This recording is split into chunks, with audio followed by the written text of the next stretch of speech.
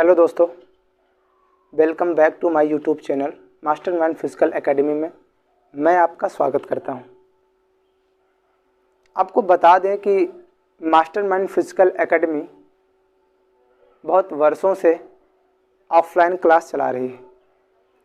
इस कोचिंग के नाम से ही आपको लगता होगा कि ये कोचिंग जो फिजिकल एकेडमी है, जो मास्टरमाइंड फिजिकल एकेडमी है, इस एकेडमी से इस फिजिकल एकेडमी आर्मी और पुलिस की तैयारी कराती है, डिफेंस की, यानी कि जो फिजिकल के साथ साथ रिटन की भी तैयारी कराती है। तो अब आपको लगता होगा तो जो मास्टरमाइंड फिजिकल एकेडमी है वो आर्मी पुलिस के साथ साथ अब हमारे यूट्यूब चैनल के द्वारा 9 से 12 तक की क्लासेस दी जाएगी। और पहले क्या था कि हमारे यूट्यूब चैनल पर ना तो आर्मी की चल रही थी ऑफलाइन, ना तो पुलिस की चल रही थी ऑनलाइन। ऑफलाइन तो चलता है बट ऑनलाइन नहीं चलती। लेकिन अब हम लोगों ने, हमारा टीम यह प्रयास में है कि अब आर्मी और पुलिस की तैयारी फिजिकल के साथ साथ रिटन के साथ साथ हमारे यूट्यूब चैनल पर मास्टरमाइंड फिजिकल एकेडमी पर देखने को मिलेगा। आपको बता दें कि मास्टरमाइंड फिजिकल एकेडमी एक ऐसा कोचिंग है, एक ऐसा क्लासेज है जो फिजिकल के साथ साथ रिटन की भी तैयारी कराती है। और यहाँ पर ऑफलाइन चलता ही है और 9 से 12 तक चलता ही है। लेकिन अब हम लोगों का जो प्रयास है वो ये है कि अब ऑफलाइन के साथ साथ ऑनलाइन के थ्रू क्लासेस पहुँचाई जाए, 9 से 12 तक की क्लासेस पहुँचाई जाए। तो आज हम देखते हैं अपने टॉपिक पर, हम आपको इंग्लिश पढ़ाएंगे। पहले ये देख लें कि इंग्लिश होता क्या है। पहले उन बच्चों के जज्बों को हम सलाम करते हैं जो अपने दिल में एक ही अरमान लेकर टहल रहे हैं। उनका सपना वो है कि मैं आर्मी बनूंगा, पुलिस बनूंगा। तो उन नौजवानों को हम तहे दिल से सैल्यूट करते हैं कि जिन्होंने अपने दिल में आर्मी और पुलिस का ख्वाब रखा है। मैं उनको सैल्यूट करता हूं कि उनका वो सपना जल्द ही पूरा हो। और जो बच्चा तैयारी करना चाहता है आर्मी और पुलिस की, तो वो कैलेडी में फिजिकल और रिटन के साथ साथ आपको तैयारी कराई जाएगी। तो अब देर किस बात की,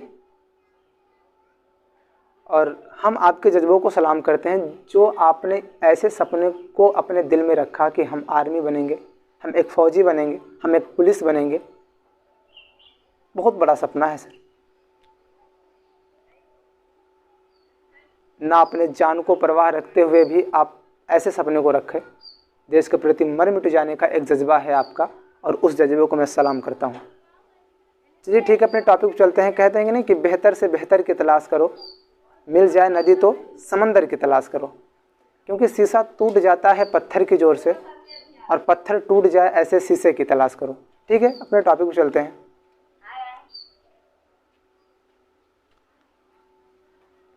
मेरा टॉपिक है बाबू इंग्लिश का।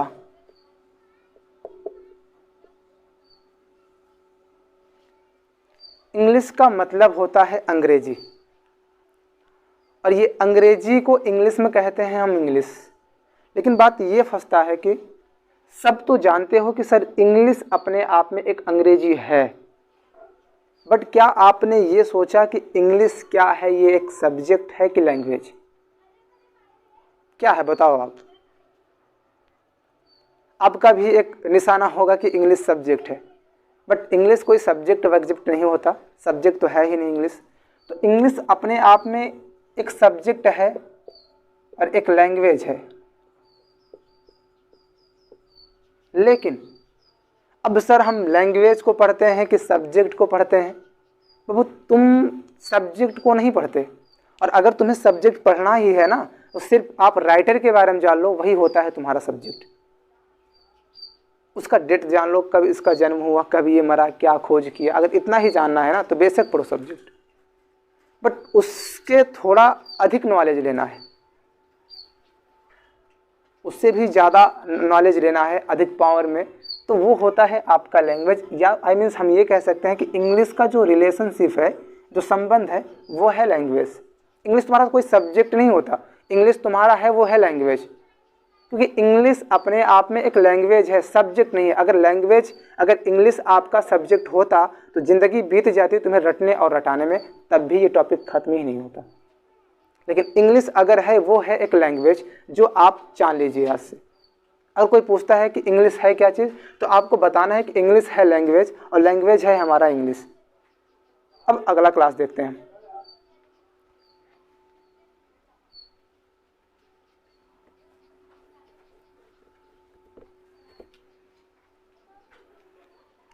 आज मेरा जो टॉपिक है सर वो है बाबू टेंस का। आज इस टेंस को हम बेसिक से जानेंगे।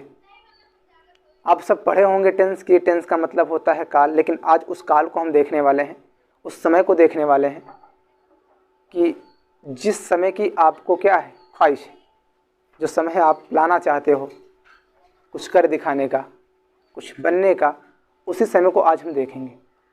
चलो, तो अगर हम बात करें टेंस की, तो इस टेंस को पढ़ने के लिए सबसे पहले एक बेसिक कॉन्सेप्ट देते हैं आपको, और अगर वो बेसिक तुम्हें समझ में आ गया ना तो टेंस तुम्हारे मुट्ठी में हो जाएगा। अगर टेंस को मुट्ठी में करना है तो वो बेसिक कॉन्सेप्ट पहले देख लो। चलो देखते हैं। पर अभी मेरा तो है किसका, टेंस का। अब ये देखते हैं टेंस की उत्पत्ति कैसे होती है, टेंस आता कैसे, वो देखते हैं। पहले इससे पहले इस टेंस के जो बेसिक कॉन्सेप्ट है उसी कॉन्सेप्ट से तुम्हें बताऊंगा कि टेंस की पैदाइश कहाँ से हुई, टेंस आया कहाँ से। ठीक, अब देखते हैं। आप जानते होंगे कि आप टेंस पढ़े होंगे subject plus verb plus object.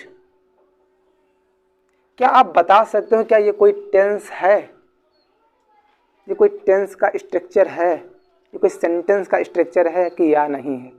आप बता सकते हो? है? अगर है तो कैसे है, और अगर नहीं है तो कैसे है, बताओ। देखना, एक बेसिक देखना, जो रटे हो उसे छोड़ दो। आज उस रटान को हम हटाने वाले हैं। सिर्फ और सिर्फ तुम्हें कॉन्सेप्ट समझना है, कॉन्सेप्ट होता क्या है। अगर तुम इस कॉन्सेप्ट को समझ गए ना तो टेंस क्या, इंग्लिश तुम्हारे मुट्ठी में हो जाएगी। अभी तुम्हें देखो भाई, तुम्हें क्या है कि 26 से डर लगता है। 26 से बहुत डरते हो, तुम डरते हो, सब डरते हैं। और उस 26 का मतलब होता है ए से लेकर जेड तक लेटर, और इंग्लिश में टोटल तुम्हारा होता है 26 लेटर, और तुम इस 26 से डरते हो। काहे को डरना? तुम एक ऐसा मजबूत बन जाओ कि इन 26 को इतना कूटो ताकि ये 26 तुमसे डरने लगे। और जिस दिन 26 तुमसे डरने लगे ना, सारी दुनिया, सारे क्लास के जो स्टूडेंट हैं जो तुम्हारा मजाक उड़ाते हैं वो तुमसे डरने लगेंगे। इंग्लिश से घबराना नहीं है। जहाँ 26 की बात होती है वहाँ तुम अच्छे कुर्सी बैठे रहो तो उससे उतर के भाग जाते हो। भागने की बात नहीं है, भागते वही जो क्या है, गीदड़। तुम तो एक शेर हो ना, तो शेर ही बनो, गधा मत बनो। देखते हैं सर। अब यानी कि अगर हम देखें, हमने बोला कि ये जो आपका सब्जेक्ट है, ये जो है आपका वर्ब, ये जो आपका ऑब्जेक्ट है, क्या ये कोई आपका टेंस है? क्या ये टेंस का स्ट्रक्चर है? आपने बोला हाँ या तो नहीं। बोलो है। लेकिन अगर आप इसे है कहते हो लेकिन ये है नहीं, अब सर है काहे को नहीं? देखो, सब्जेक्ट तो होता है तुम्हारा सिंगुलर और प्लूरल। अब माइनस का मतलब होता है सिंगुलर यानी कि एक वचन, और प्लस का मतलब होता है प्लूरल यानी कि बहुवचन। ठीक, और वर्ब इस दुनिया में जितने बनाए सारे के सारे होते हैं तुम्हारे बहुवचन। सारे के सारे क्या होते हैं? बहुवचन। अब बताओ, इस कॉन्सेप्ट को समझने से पहले एक दूंगा तुम्हें सब्जेक्ट वर्ब एग्रीमेंट का, सब्जेक्ट वर्ब एग्रीमेंट का।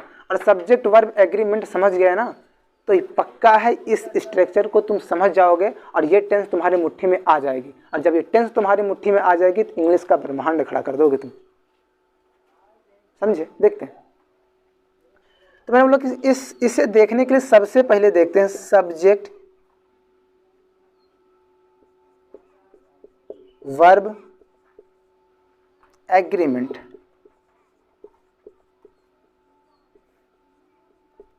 अब देखना, सब्जेक्ट का मतलब क्या होता है, वर्ब का मतलब क्या होता है और एग्रीमेंट का मतलब क्या होता है, ये तो आप जानते हो या फिर नहीं? अगर नहीं जानते तो हम बताने वाले हैं। तो अगर हम सब्जेक्ट की बात करें बाबू, इस सब्जेक्ट का मतलब होता है कर्ता। क्या होता है? कर्ता। और अगर हम वर्ब की बात करें तो इस वर्ब का मतलब होता है क्रिया। और अगर हम एग्रीमेंट का बात करें तो एग्रीमेंट का मतलब होता है समझौता करना।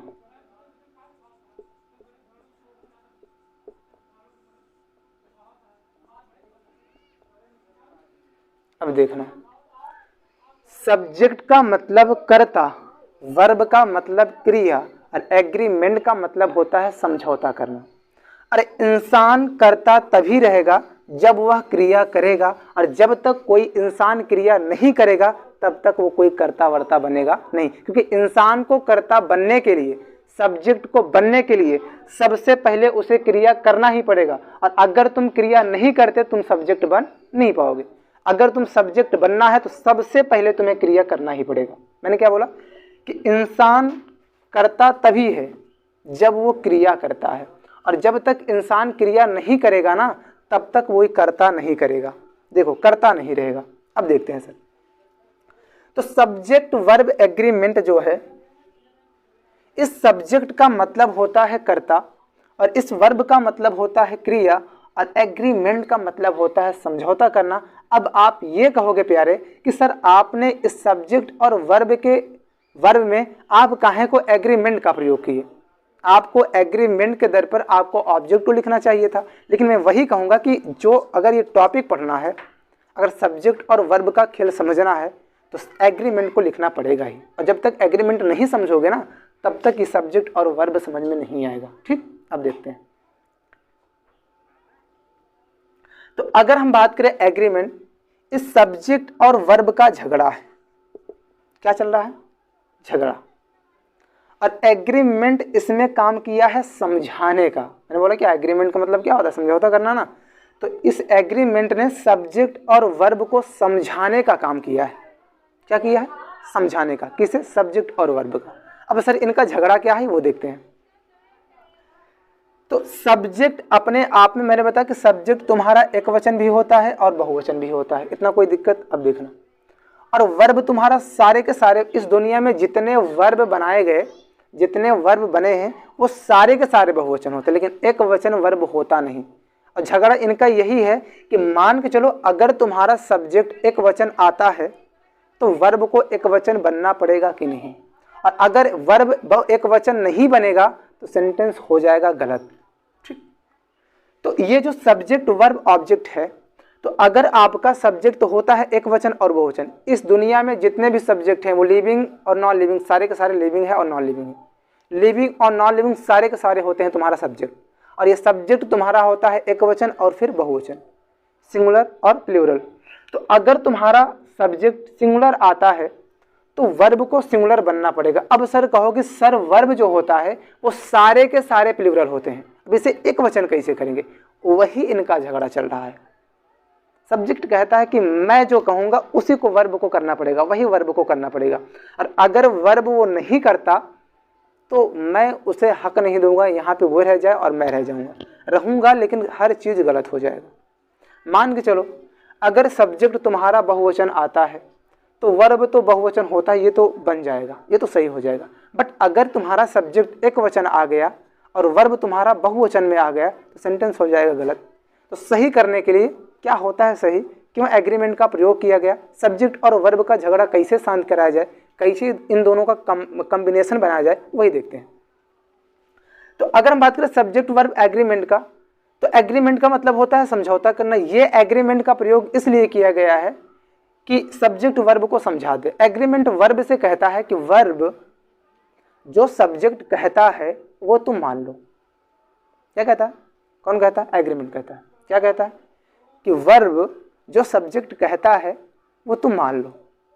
लेकिन वर्ब कहता है कि भैया एग्रीमेंट जरा आप ये बताओ, मैं तो सारे के सारे होता हूँ बहुवचन और सब्जेक्ट होता है एक वचन और बहुवचन।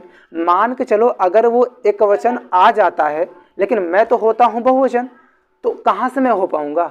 अरे मुझे भी तो एक वचन बनना पड़ेगा, और मैं एक वचन कैसे बनूंगा? क्योंकि मुझे सारे के सारे बनाया गया बहुवचन, और सब्जेक्ट तो होता है एक वचन और बहुवचन। मान के चलो अगर वो बहुवचन में आता है तो वहाँ पर मैं तो बहुवचन ले लूँगा, इसलिए सेंटेंस सही हो जाएगा। बट अगर वो कभी भी एक वचन में आ गया तो मैं कैसे एक वचन में हूँगा?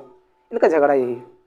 तो एग्रीमेंट कहता है कि वर्ब तुम मान लो, बाकी मैं देख लूंगा। जैसे कहते हैं ना कि अगर झगड़ा हो जाए कहीं पे और हो, मतलब दो लोग से झगड़ा हो रहा है और आप हो एकदम खतरनाक से वहाँ से कि मतलब चढ़ाने बढ़ाने काम कर रहे हो, अरे अबे तो देख देख हम बाटी ना, देख मार मार हम बाटी। तो वही कहना का इसका भी है। तो एग्रीमेंट क्या कहता है कि चलो तुम लोग मान लो, हम तो हैं, हम देख लेंगे। वही हाल है तुम्हारा चढ़ाने बढ़ाने वाला, तो वही एग्रीमेंट का काम है। तो एग्रीमेंट कहता है कि चल तुम मान ले, मैं हूँ, मैं देख लूंगा, और तुम्हें एक वचन कैसे करना पड़ेगा, तुम एक वचन कैसे होगे, मैं संभाल लूंगा। तो वर्ब ने कहा चलो ठीक है, मैंने सहमत हो गए, लेकिन अब कैसे होगा।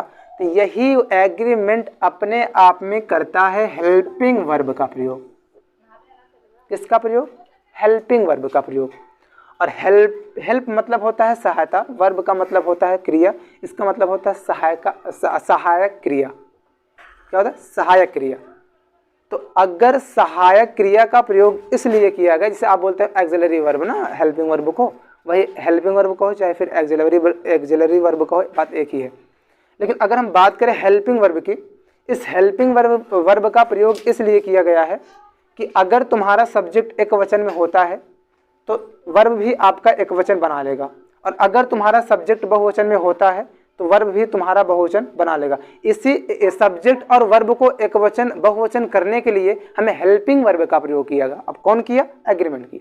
और अगर हेल्पिंग वर्ब का प्रयोग नहीं किया गया होता तो सब्जेक्ट और वर्ब का कंबाइंड बनता नहीं। उनके कंबाइंड को बनाने के लिए, उनकी रिश्ते को बरकरार रखने के लिए हम हेल्पिंग वर्ब का प्रयोग करते हैं। और जब हेल्पिंग वर्ब का प्रयोग हो जाता है, अब चाहे सब्जेक्ट एक वचन में आए तो वर्ब एक वचन बन जाएगा, अब चाहे सब्जेक्ट बहुवचन में आए तो वर्ब बहुवचन बन जाएगा। अब कोई दिक्कत? अब देखना,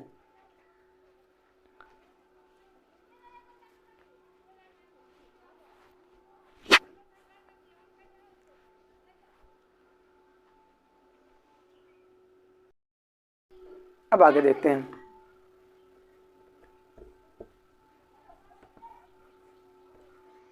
वही कहने का मतलब है बाबू कि अगर तुम्हारा तो सब्जेक्ट एक वचन और बहुवचन होता है और वर्ब सारे के सारे बहुवचन होते हैं और ऑब्जेक्ट होता है, क्या ये चीज़ सही है? मैंने बोला कि ये चीज़ सही नहीं, ये चीज़ गलत है। ये कोई टेंस का सेंटेंस नहीं, ये कोई टेंस है ही नहीं।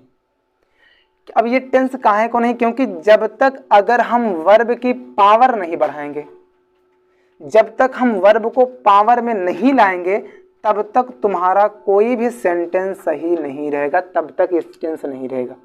और अगर हम वर्ब की फॉर्म को 1 कर दिए, अगर हम वर्ब का फर्स्ट फॉर्म कर दिए, या तो वर्ब का सेकंड फॉर्म कर दिए, या तो वर्ब का थर्ड फॉर्म कर दिए, या तो वर्ब का फोर्थ फॉर्म कर दिए, या तो वर्ब का फिफ्थ फॉर्म कर दिए, तो ये वर्ब तुम्हारा आ जाता है पावर में। और जब वर्ब पावर में आ जाता है तो सब्जेक्ट पावर बन जाता है, और जब सब्जेक्ट पावर बन जाता है तो ऑब्जेक्ट पावर बन जाता है। क्योंकि इसी सब्जेक्ट और ऑब्जेक्ट को पावर करने के लिए वर्ब को पावर करना ही पड़ेगा। और जब तक वर्ब पावर में नहीं आएगा, ना तो तुम्हारा सब्जेक्ट पावर में होगा और ना तो तुम्हारा ऑब्जेक्ट पावर होगा। और ऑब्जेक्ट और सब्जेक्ट को पावर में करने के लिए सबसे पहले तुम्हें वर्ब को पावर में रखना पड़ेगा। और इसका पावर कैसे बढ़ेगा सर? और वर्ब का पावर, अब देखो सर वर्ब कैसे है, अब देखो वर्ब देखते हैं, वर्ब देखते हैं। ये जो वर्ब है ना, इस वर्ब का मतलब होता है प्यारे एक्शन। क्या होता है? एक्शन। किसका मतलब होता है? वर्ब का मतलब होता है। अब तुम कहोगे सर वर्ब का मतलब क्रिया, अब वही क्रिया एक्शन एक ही है, ठीक। तो वर्ब का मतलब होता है एक्शन और एक्शन का मतलब होता है वर्ब, क्योंकि वर्ब अपने आप में दिखाया एक्शन को। क्या दिखाया? एक्शन को। और एक्शन इंसान तभी करेगा, इंसान एक्शन तभी करता है जब वो लगाता है समय। और जब तक इंसान समय नहीं लगाएगा तब तक वो एक्शन करेगा ही नहीं, क्योंकि उसे एक्शन करने के लिए, तुम्हें एक्शन करने के लिए सबसे पहले समय लगाना ही पड़ेगा। अब देखते हैं सर, तो जब वर्ब ने अपने आप में एक्शन को दिखाया और यही एक्शन ने वर्ब से कहा कि वर्ब मैं जिंदा तभी रहूंगा तुम्हारे साथ, मैं तुम्हारे साथ तभी रहूंगा जब मेरे साथ टाइम रहेगा, और अगर मेरे साथ टाइम नहीं रहेगा तो मैं तुम्हारे साथ नहीं रहूंगा। इसीलिए वर्ब ने यानी कि एक्शन ने अपने आप में दिखाया किसे? टाइम को। और जब एक्शन ने अपने आप में टाइम को दिखाया, इसी टाइम और एक्शन को मिलाकर बनाया जाता है बाबू वर्ब। कहते हैं कि हम आशिक हैं तुम्हारे सदियों पुराने, माने तो माने नहीं खुदा जाने। तो वर्ब जो टाइम और एक्शन का जो संबंध है, जो इनका आशिकाना है, कभी टूटेगा नहीं और कभी छूटेगा नहीं। और जिस दिन टाइम और एक्शन का संबंध टूट जाएगा ना, उस दिन इंसान दुनिया से मर जाएगा, दुनिया से उठ जाएगा, उड़ जाएगा। तो इंसान को उड़ाओ मत। अगर इंसान इस दुनिया में जिंदा है तो वो टाइम और एक्शन के साथ जिंदा है। इसका मतलब है कि टाइम और एक्शन से मिलकर बनाया जाता है वर्ब। और अभी हम बता रहे हैं टेंस क्या होता है, इतना नोट करना है, यानी कि टाइम और एक्शन से मिलाकर बनाए जाते हैं वर्ब। ये पॉइंट अपने दिलो दिमाग में याद रखे रहना। और अगर ये पॉइंट भूल गए ना तो टेंस कभी क्लियर नहीं होगा। और इतना याद रखना कि टाइम और एक्शन की मिलकर बनाया जाता है टेंस। ठीक, तो टाइम अपने आप में एक क्या है, तुम्हारा जीवन है, तुम्हारा जीवन है, और तुम्हारा जीवन इसी टाइम से चलता है। और अगर टाइम चलता है तुम्हारे जीवन से और तुम अगर टाइम के साथ चलते हो तो एक्शन भी तुम्हारे साथ चलता ही चलता है। और जब तक तुम प्यारे क्रिया नहीं करोगे तब तक तुम्हारे साथ टाइम नहीं रहेगा, क्योंकि टाइम को जिंदा रखने के लिए एक्शन को जिंदा रखना पड़ेगा। और जिस दिन एक्शन खत्म हो जाता है उस दिन टाइम खत्म हो जाता है। ठीक, अगला देखते हैं।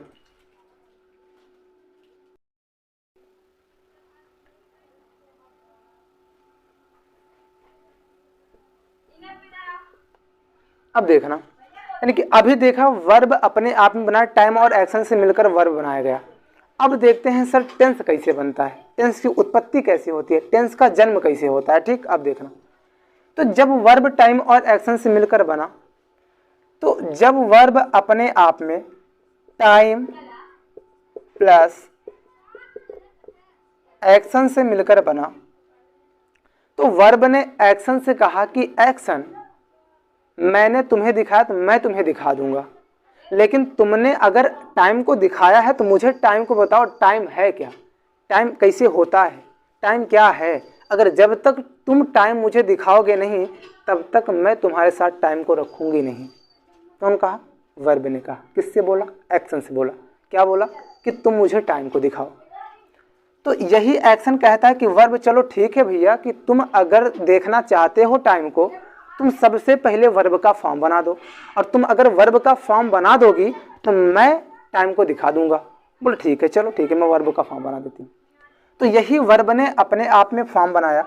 वर्ब का फर्स्ट फॉर्म, वर्ब का सेकंड फॉर्म, वर्ब का थर्ड फॉर्म, वर्ब का फोर्थ फॉर्म।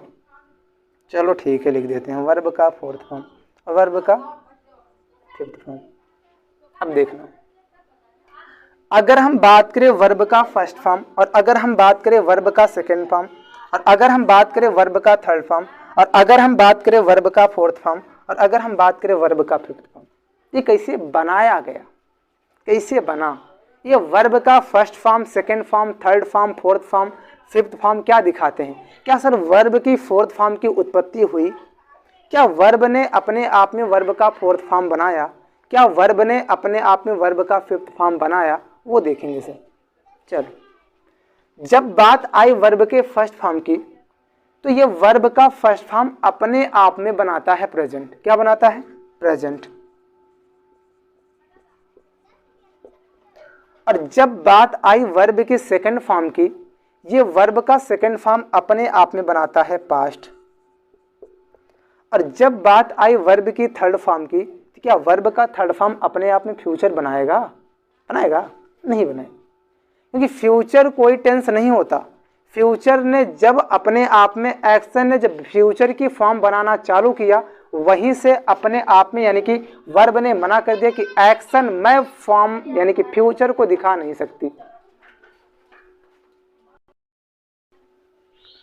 अब वर्ब का फर्स्ट फॉर्म अपने आप में बनाता है प्रेजेंट, वर्ब का सेकंड फॉर्म अपने आप में बनाता है पास्ट, और वर्ब का थर्ड फॉर्म क्या फ्यूचर बनाएगा?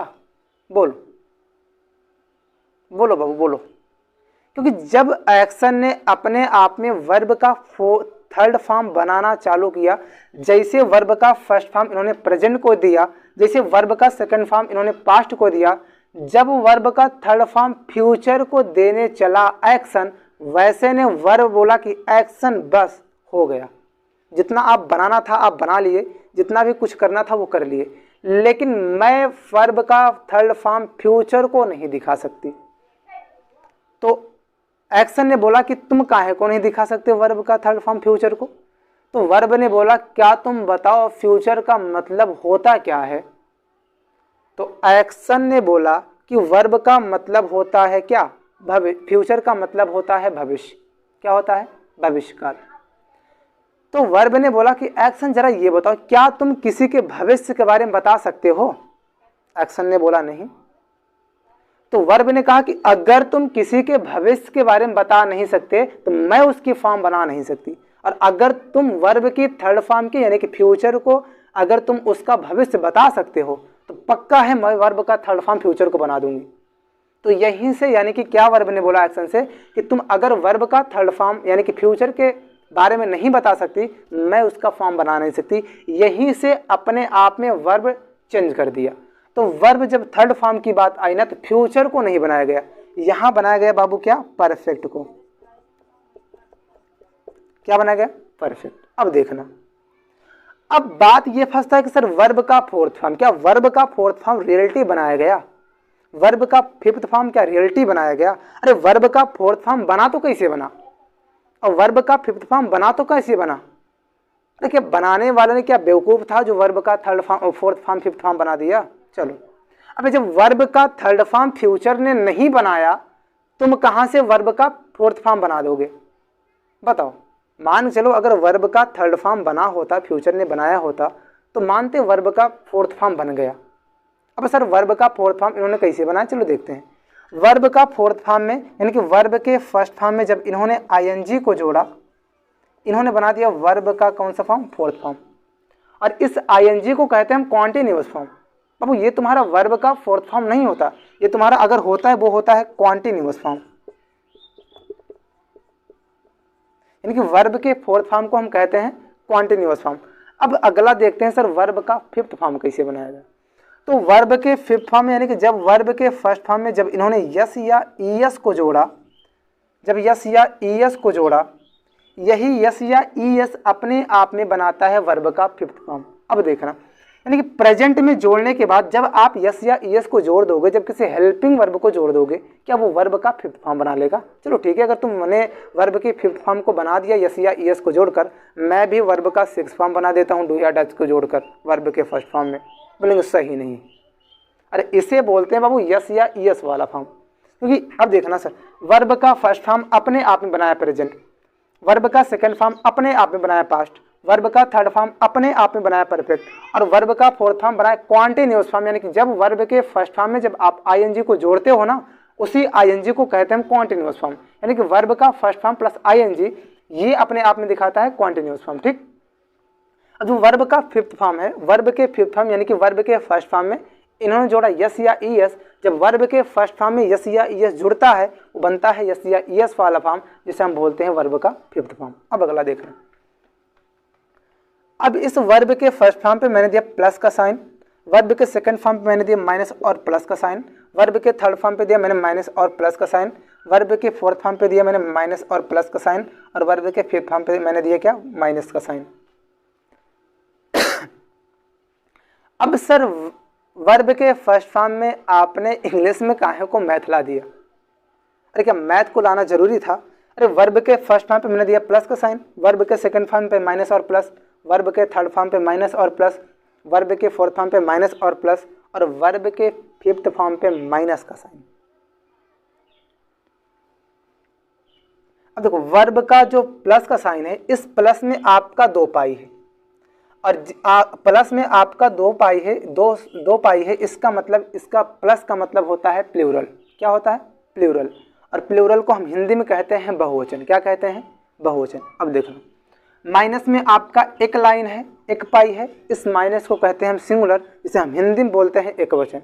अब देखना वर्ब का जो फर्स्ट फॉर्म है जो अपने आप में प्रेजेंट को बनाता है, यही वर्ब का फर्स्ट फॉर्म प्रेजेंट अपने आप में बनाता है सारे के सारे प्लूरल होते हैं यानी कि बहुवचन होते हैं। ठीक, अब देखना वर्ब का सेकंड फॉर्म अपने आप में बनाता है पास्ट और यही पास्ट एक वचन भी होता है और बहुवचन भी होता है।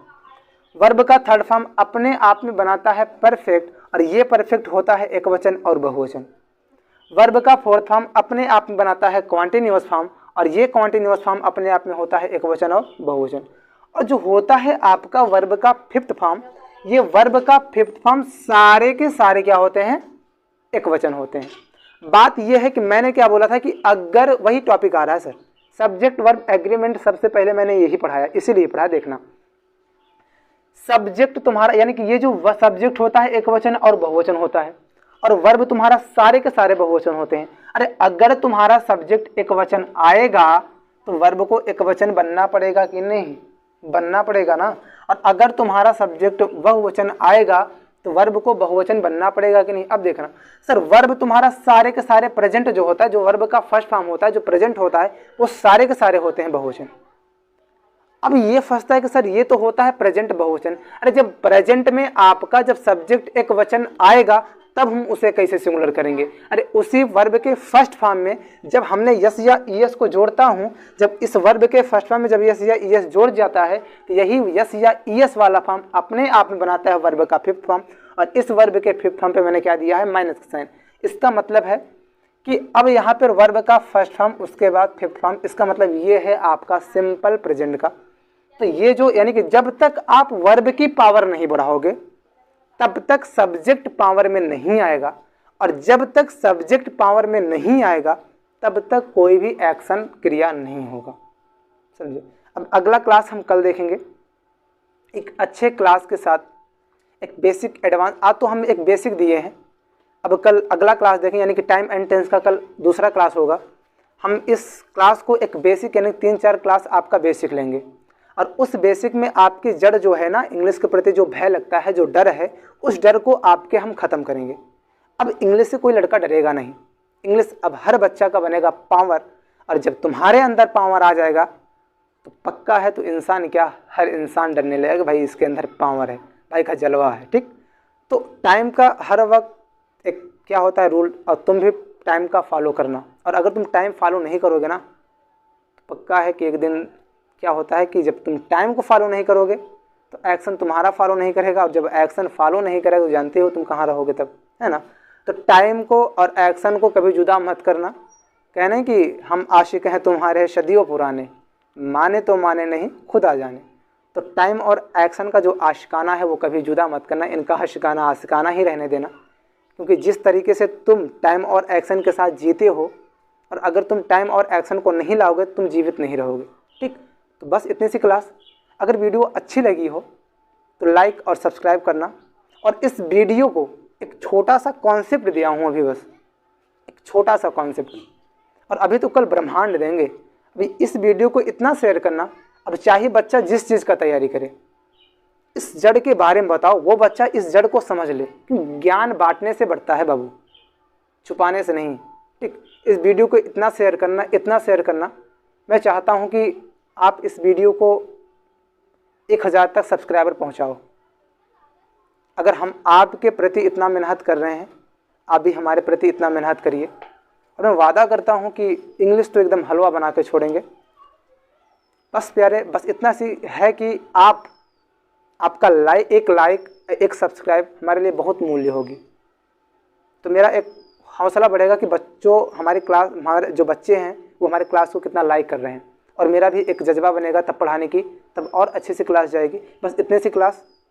All the best. कल मिलते हैं अगले वीडियो के साथ। जय हिंद।